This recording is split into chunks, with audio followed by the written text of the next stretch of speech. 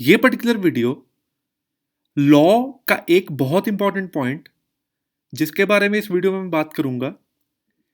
ये वीडियो कोई भी ऐसा स्टूडेंट जो लॉ की प्रिपरेशन कर रहा है और उनका ये प्लान है उन्हें जुडिशियल एग्जाम या किसी भी तरह की कॉम्पिटिटिव एग्जाम्स जिसमें लॉ एज अ बेस है, उसके रिगार्डिंग ये वीडियो है कि आप कहाँ गलती करते हैं ताकि आप लॉ के फर्दर सब्जेक्ट्स में इंप्रूव कर पाएं और आपकी और अच्छी अंडरस्टैंडिंग बन पाए फॉर द एग्जामिनेशन।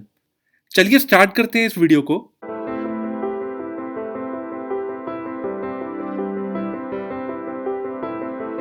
दोस्तों, इस वीडियो में मैं बात करूंगा कि आपको किसी भी तरह का केस लॉ क्यों रीड करना चाहिए और उससे बेनिफिट क्या होगा।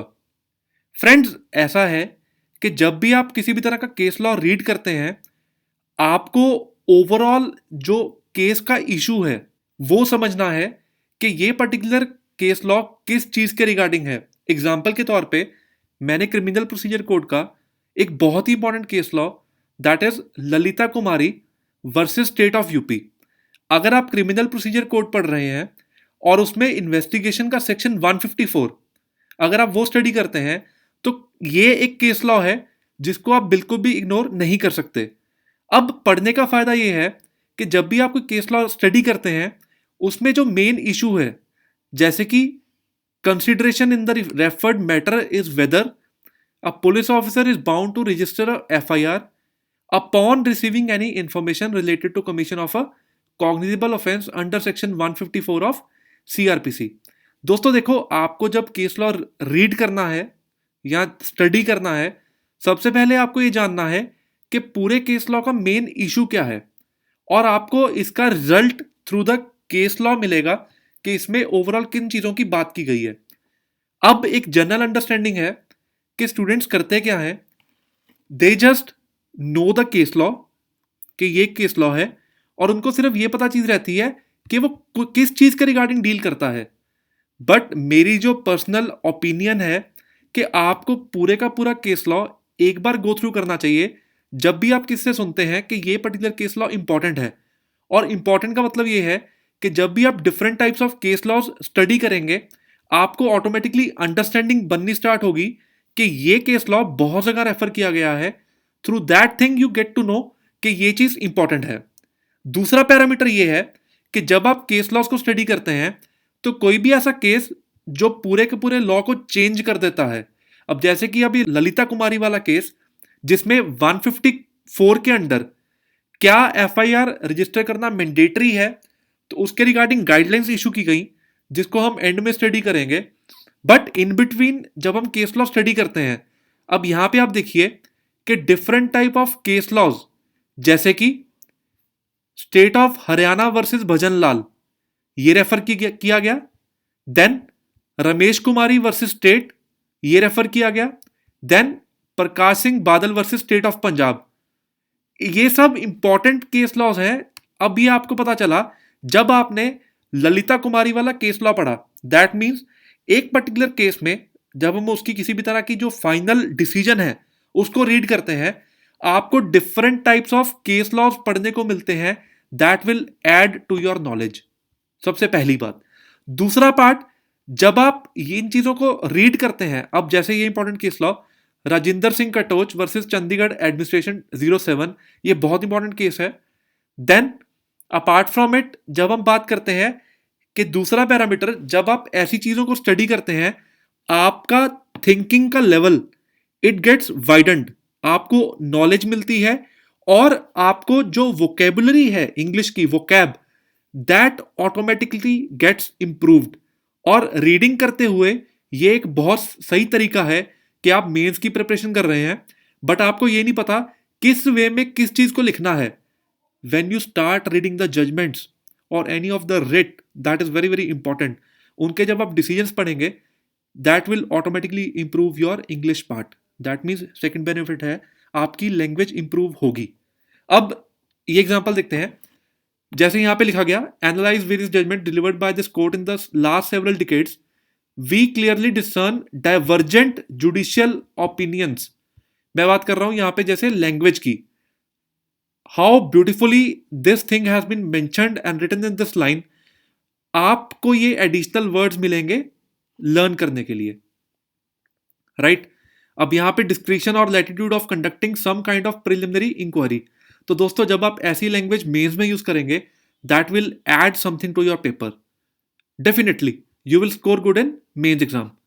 अब जब आपने ये पूरा गो थ्रू किया, तो आपको डिफरेंट केस लॉज में सीक्वेंस वाइज, अब यहाँ पे थर्ड पार्ट आपका लॉ रिवाइज हुआ, सेक्शन 154 डायरेक्टली मेंशन्ड है यहाँ पे, आपका पूरे का पूरा रिवाइज हुआ, प्रोविजन 1, 2, 3, देन 156 मेंशन्ड है यहाँ पे for reference, 157 procedure for investigation.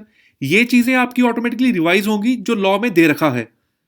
अब जैसे केस लॉज की मैंने बात की, तो आपने क्या करना क्या है, जब भी आप चीजें रीड करते हैं, आप इंपॉर्टेंट केस लॉज आप उनको साइड पे एक पेपर पे नोट कीजिए।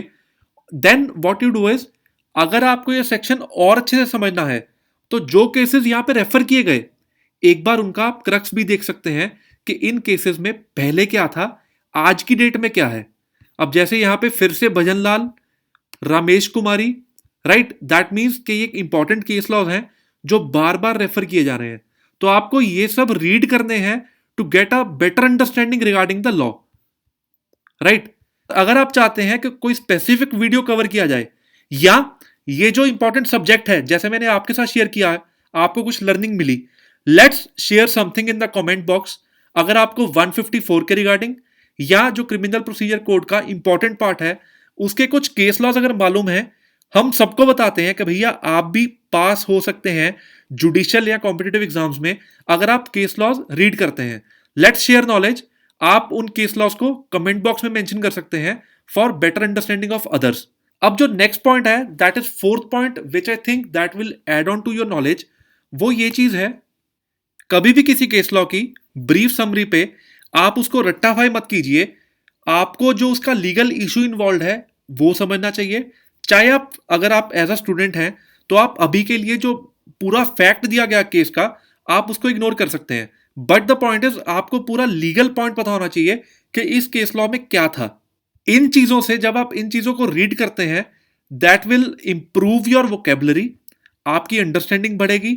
और आप जो पूरा जो स्मार्ट वर्क करते हैं ना, कि डायरेक्टली केस लॉ देखा, उसका सम टोटल मतलब इस चीज में क्या था, आपने सिर्फ वो 3-4 लाइनें याद कर ली, बट ट्रस्ट मी दोस्तों, जब भी आप मेंस का कोई भी लॉजिकल क्वेश्चन या कोई ऐसी सिचुएशन दी होगी, आप उसको अच्छे से टैकल नहीं कर पाएंगे अगर आप इस वे से प्रेप करते हैं। सो आई वुड गाइड कि आप जो इंपॉर्टेंट केस लॉज हैं, अब फिर से ये राजिंदर सिंह काटोच, भजनलाल, रमेश कुमारी, देखिए बार बार इन चीजों का रेफरेंस दिया जा रहा है विद रिस्पेक्ट टू सेक्शन 154। तो आपको अभी तो 4 केस लॉज पता चल गए कि राजिंदर काटोच, देन भजनलाल, रमेश कुमारी, PS बादल, मतलब ये इंपॉर्टेंट केस लॉज हैं। और फिफ्थ जिसका हम एक बार गो थ्रू कर रहे हैं डिसीजन, दैट इज ललिता कुमारी। तो आपको ये आइडिया मिलता है कि इन चीजों में क्या केस लॉज रेफर किए गए, so that you can draw linkage between these case laws. अब ये 2013 का केस फाइनली जो एक्चुअल में according to this case law जो फाइनल इंटरप्रेट किया गया, that you have to consider. अब यहां पे जो लास्ट पार्ट है, दैट इज कंक्लूजन और direction. In view of the aforesaid decision, discussion, registration of FIR is mandatory under section 154। उसके सारे ये पॉइंट दिए गए हैं, 8 पॉइंट्स। तो आपको इन चीजों को अच्छे से गो थ्रू करना है कि आपको ये डायरेक्टली ये जो केस है ना, Lalita Kumari versus state of UP, it could be directly asked कि FIR मैंडेटरी है या नहीं है, और फाइनल इसकी गाइडलाइंस क्या है इस केस लॉ में। If the information received does not disclose a cognizable offence but indicates the necessity of an inquiry, a preliminary inquiry may be conducted only to ascertain whether cognizable offense is disclosed or not. Friends, जो ये 8 के 8 points हैं, ऐसा भी हो सकता है कि डायरेक्टली आपका इन पॉइंट्स के रिगार्डिंग यही आपका एग्जामिनेशन क्वेश्चन हो और इसको इलेबोरेट करने के लिए बोला गया हो। तो अगर आपको ऐसे इंपॉर्टेंट केस लॉज पता है, in that case you can hit the right point, और आप इन चीजों को रेफर करके कि पूरे का पूरा केस लॉ ये था, सीक्वेंस ये था, पहले केसेस ये थे, रेफर्ड केसेस ये थे, और इसमें जो मेन गाइडलाइंस इशू की गई, आप ये सब मेंशन कर सकते हैं in the examination. Obviously this will 100% add to your score, और आप बहुत अच्छा स्कोर कर पाएंगे एग्जामिनेशन में। दोस्तों, ऑलरेडी चैनल पे मैंने कुछ इवन डिस्क्रिप्शन बॉक्स में वीडियोस प्रोवाइड की हैं क्रिमिनल प्रोसीजर कोड की, आप उनको गो थ्रू कर सकते हैं। और अगर आपको वीडियो अच्छा लगा, आप इस चैनल को सब्सक्राइब कीजिए, अपने दोस्तों के साथ शेयर कीजिए, साथ ही में बेल आइकन क्लिक करना ना भूलें। जब भी कोई नया वीडियो पोस्ट किया जाएगा, आपको उसका अपडेट मिल पाएगा साथ के साथ। Thanks a lot.